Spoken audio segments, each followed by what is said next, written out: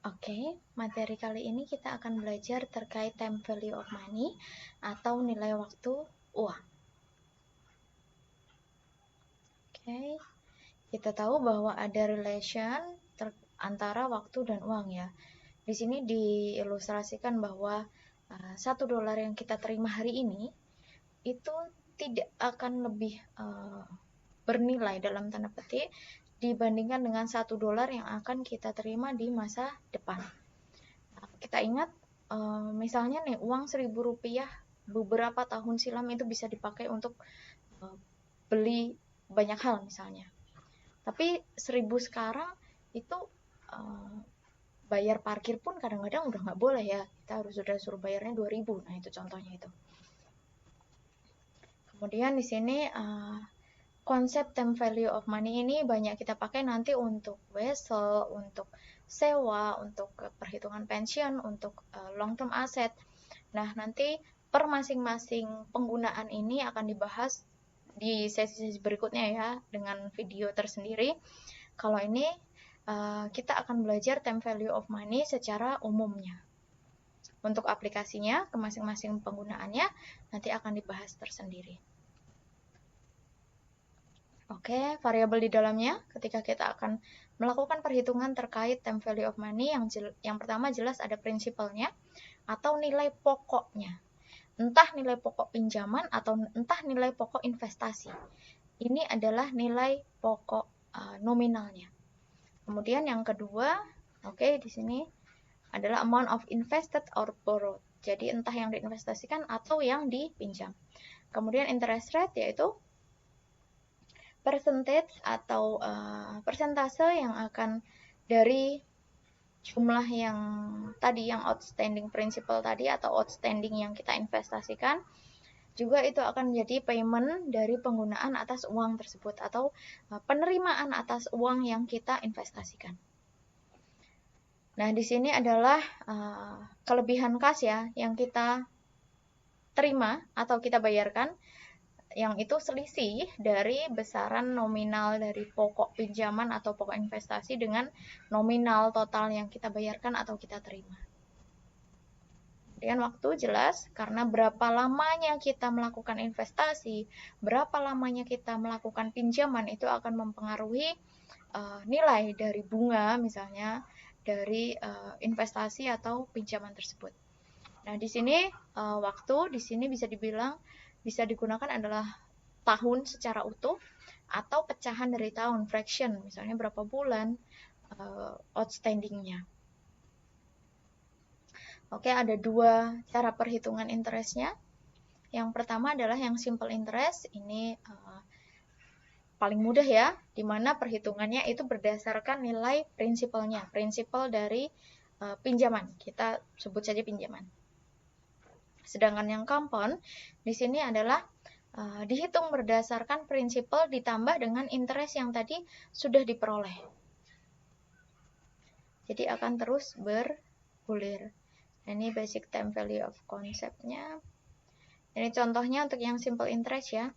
Rainbow Incorporation meminjam $100 untuk 5 tahun dengan simple interest rate 10%. Kemudian kita diminta nih totalkan jumlah interest yang akan dibayarkan untuk 5 tahun. Maka kita tinggal hitung saja nih, 1% dari 100.000 dikalikan 5 tahun.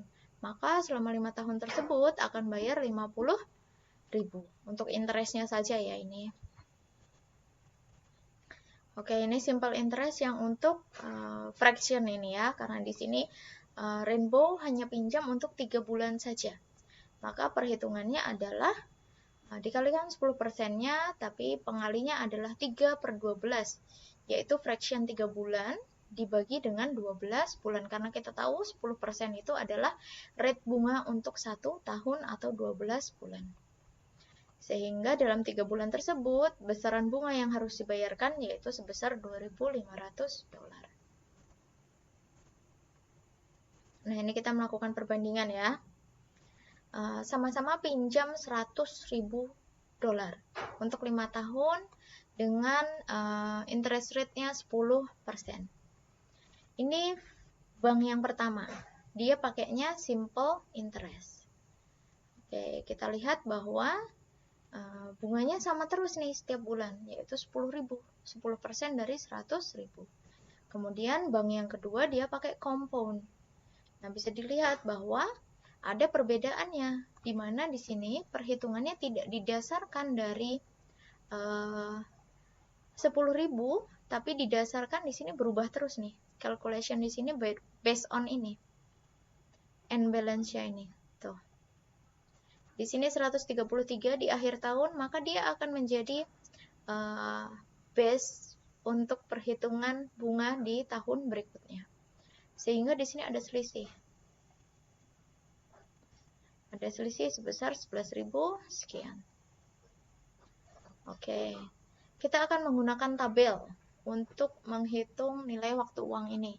Tabel ini bisa dibuat di Excel ya, atau bisa menggunakan tabel-tabel yang ada di internet juga sudah banyak.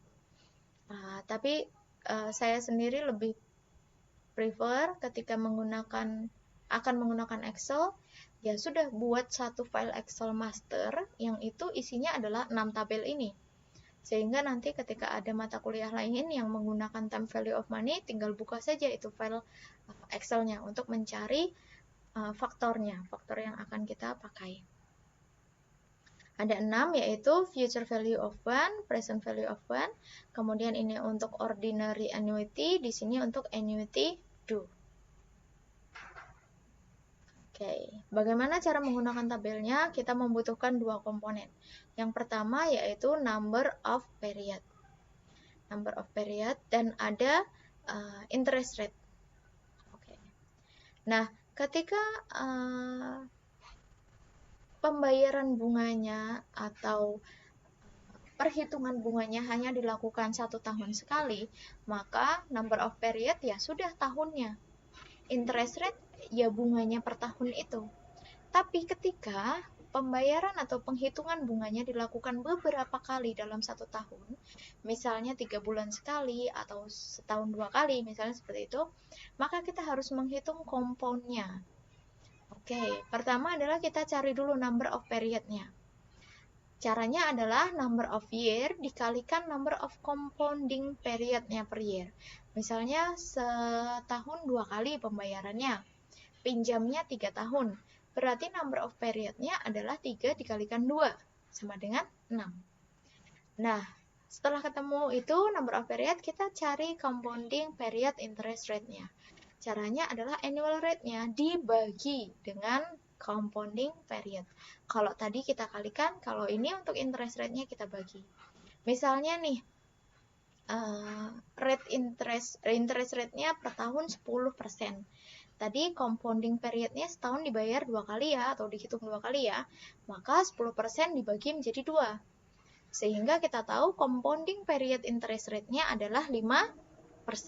Sehingga nanti kita cari di tabel, number of period-nya 6, kemudian interest rate-nya 5%. Ini ilustrasinya. Oke, ini contohnya ya, ketika annually, semi-annually, quarterly, dan monthly. Bisa dilihat di sini untuk interest rate, maka dia akan dibagi. Oke, sedangkan untuk yang period, di sini akan dikalikan.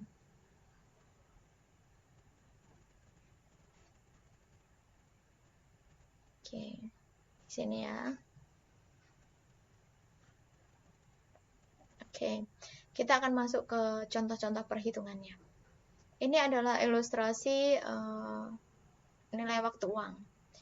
Kita gambarkan dalam garis seperti ini, di mana di bagian bawah itu ada menunjukkan number of period-nya. Kemudian di atas angka 0 itu adalah menunjukkan nilai saat ini atau present value. Kemudian di yang akhir, di garis paling akhir adalah future value saat dia jatuh tempo. Kemudian interest rate biasanya disajikan di bagian atas. Kita pakai yang single sum problem dulu, atau yang pembayaran satu kali. Oke, untuk single sum problem di sini ada beberapa tipe kasus. yaitu ketika tidak diketahui future value-nya atau tidak diketahui present value-nya, tidak diketahui periodenya, masa manfaatnya, masa investasinya atau masa pinjamannya, dan tidak diketahui suku bunganya. Kita akan pelajari satu persatu. Oke, ini rumusnya ya. Ketika nanti akan dimasukkan ke Excel, silahkan bisa dicoba. Nah, ini bisa dicoba sendiri. Oke, contohnya Sunshine deposit 100.000 ke Moneybank selama 5 tahun. Dengan interestnya 10%. Maka perhitungannya seperti ini. Oke, ini pakai rumus yang tadi. Selanjutnya kita akan coba pakai tabel. Nah, tabelnya seperti ini. Angka yang kita cari adalah yang ini nih. Kok tidak kelihatan ya?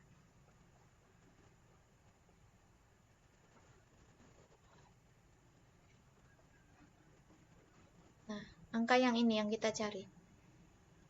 Carinya dari mana? Yaitu 5 tahun dan 10%. 5 tahun dan 10%. Ini angkanya ketemu, dikalikan dengan prinsipalnya.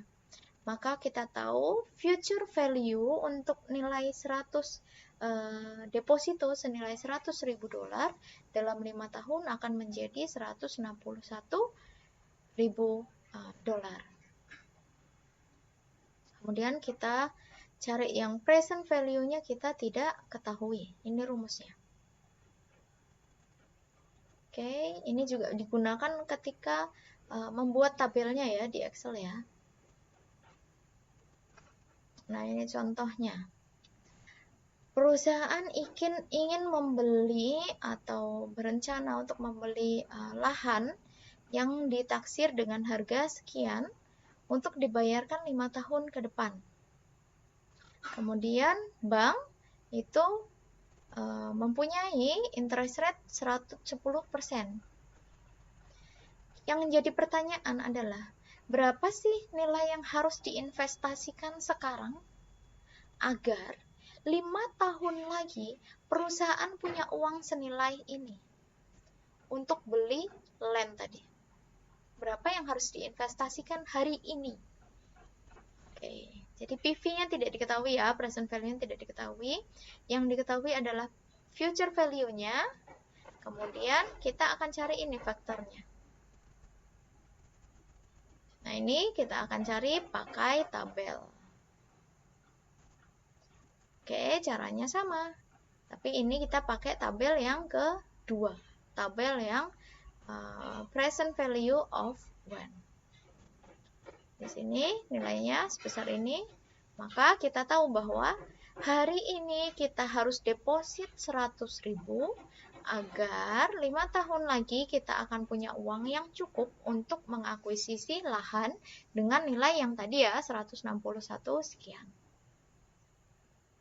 Kemudian nih, yang tidak diketahui adalah N-nya. Ini bebas, boleh pakai future value, rumusnya boleh pakai yang present value.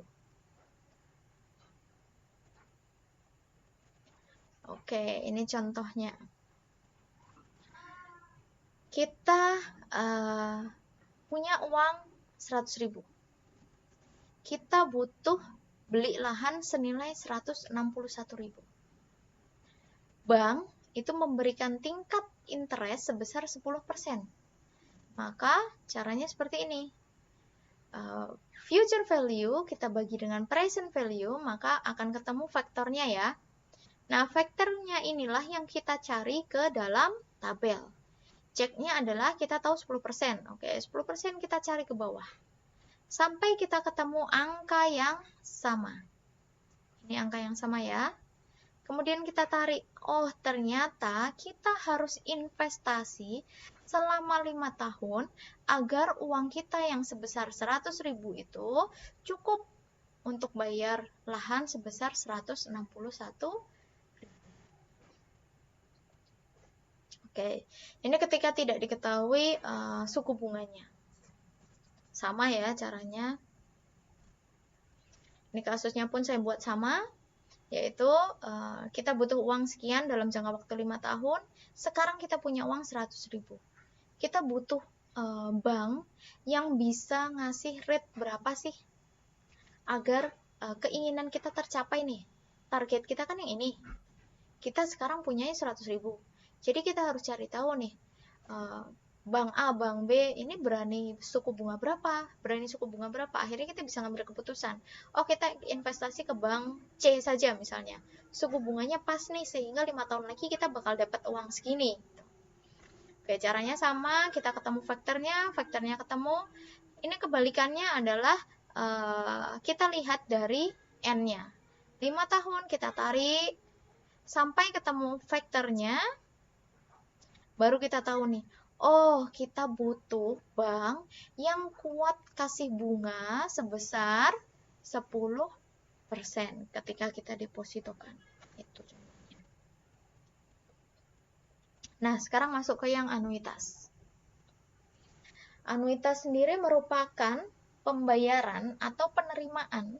Istilahnya ada, entah itu kita bayar atau kita menerima ya, secara periodik, secara berangsur, berkelanjutan. Kemudian intervalnya antar pembayaran itu sama, misalnya setiap bulan, sering-seringnya setiap bulan ya.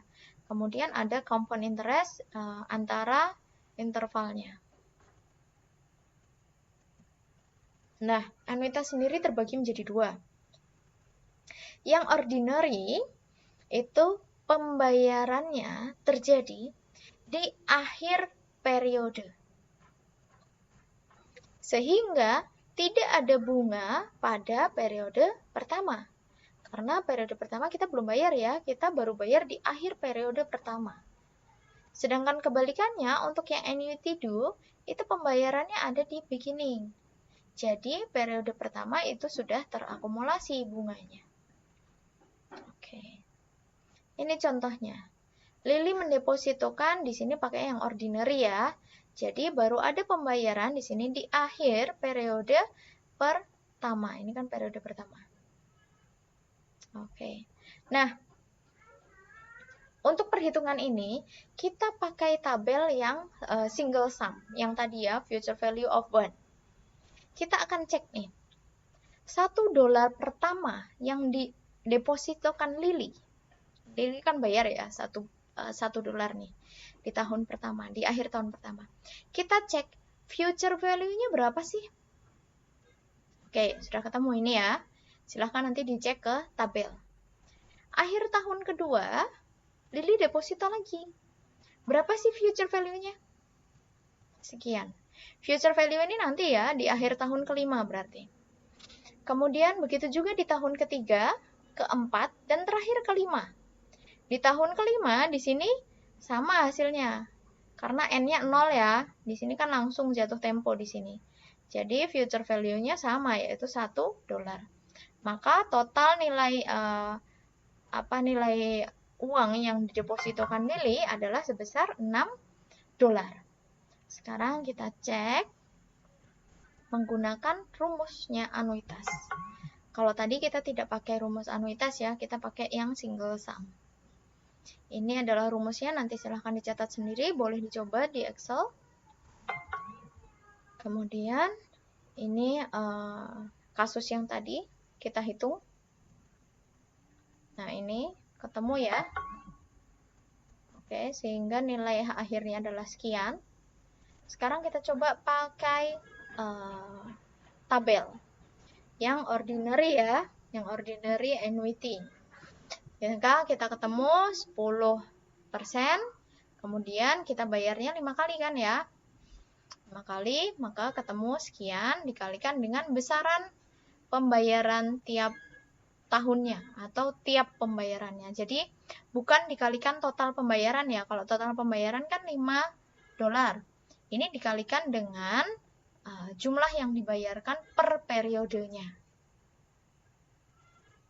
Oke, ini kebalikannya. Kita ingin tahu nih present value-nya. di sini kita tarik ke depan. Kita di awal tahun pertama. Akhir tahun pertama Lili bayar. Akhir tahun kedua Lili bayar. Dan seterusnya. Kita cek, kita tarik mundur berapa sih nilai saat ini untuk setiap dolar yang dibayarkan di akhir tahun selama 5 tahun. Ini kita masih pakai yang single sum. Ingat ya, masih pakai tabel yang present value of when. Silahkan dicari satu persatu di sini, dicek. Ini ada hitungannya ya, ada angkanya ya untuk di cross check ke tabel. Maka ketemu. Sebenarnya nih kalau mau dihitung, walaupun yang dikeluarkan itu 5 dolar, tapi kita tahu ya, tadi ada nilai waktu uang, total 5 dolar ini kalau dinilaikan saat ini itu hanya 3,7 dolar. Oke, seperti itu ya. Nah, ini kalau kita pakai rumusnya, nih 3,7 dolar. Ini ketika pakai rumus. Oke, sekarang kita pakai tabel sama. Kita cari rate-nya berapa, pembayarannya berapa kali, kemudian dikalikan dengan jumlah pembayarannya atau R-nya di sini ya. Ingat, bukan totalnya ya. Oke. Nah, di sini kita pakai yang annuity due, di mana dibayarkan di beginning period. Bisa dilihat di sini di 0, di sini sudah ada pembayaran. Di 1 ada pembayaran lagi, 2 ada pembayaran lagi, dan terakhir adalah di awal tahun ke-5. Di sini di awal tahun ya ini. Sehingga di akhir tahun nanti sudah tidak ada pembayaran. Di sini tinggal menerima uangnya saja, uang depositonya. Kita cek bahwa 1 tahun pertama, di sini di beginning, di sini N-nya 5. Karena dia 5 tahun ini. 1, 2, 3, 4, 5. Kalau tadi investasinya di sini itu hanya 4. 1, 2, 3, 4. Karena tahun yang pertama di sini belum ada bunga yang diakumulasikan. Karena memang belum dibayar ya, baru dibayar di tengah-tengah. Kalau ini sudah dibayar di awal. Jadi dilihat di sini future value-nya sekian. Silahkan dicek nanti sampai di pembayaran yang terakhir. Kalau tadi kita ingat pembayaran terakhirnya ketika di ending sini, maka future value-nya ya 1, karena N-nya 0. Kalau di sini N-nya 1, sehingga future value-nya sudah naik nih. Kemudian ketemu totalnya adalah sekian. Nah, ini caranya ketika kita cari di tabel. Sama caranya ya. Oke. Ini totalnya. Nah, ini ketika kita ingin tahu pembayarannya, jadi Lili memenangkan suatu perlombaan ya, tapi dibayarkan bertahap selama 5 tahun. Pembayarannya adalah 20.000. Kita ingin tahu nih, sebetulnya kalau pembayaran yang 5 kali ini, 20.000, 20.000, 20.000, dan seterusnya, itu ditarik maju saat ini, berapa sih sebenarnya nilai yang dimenangkan oleh Lili, nilai hadiahnya? Itu caranya ini ya, kita pakai tabel yang present value yang annuity due. Oke, ini sehingga kita tahu bahwa walaupun yang dimenangkan itu adalah sebesar 100.000, sebetulnya yang kalau itu diterimakan saat ini sekaligus itu hanya senilai 83.000 sekian. Oke, itu tadi materi terkait nilai waktu uang. Semoga bisa bermanfaat untuk materi-materi selanjutnya, karena kita akan menggunakan perhitungan ini dalam beberapa konteks tadi ya, seperti yang di awal sudah saya sampaikan, seperti misalnya menghitung sewa, pensiun, dan lain sebagainya, itu kita akan pakai nilai waktu uang. Oke, semoga bermanfaat. Saya cukupkan untuk materi kali ini. Terima kasih.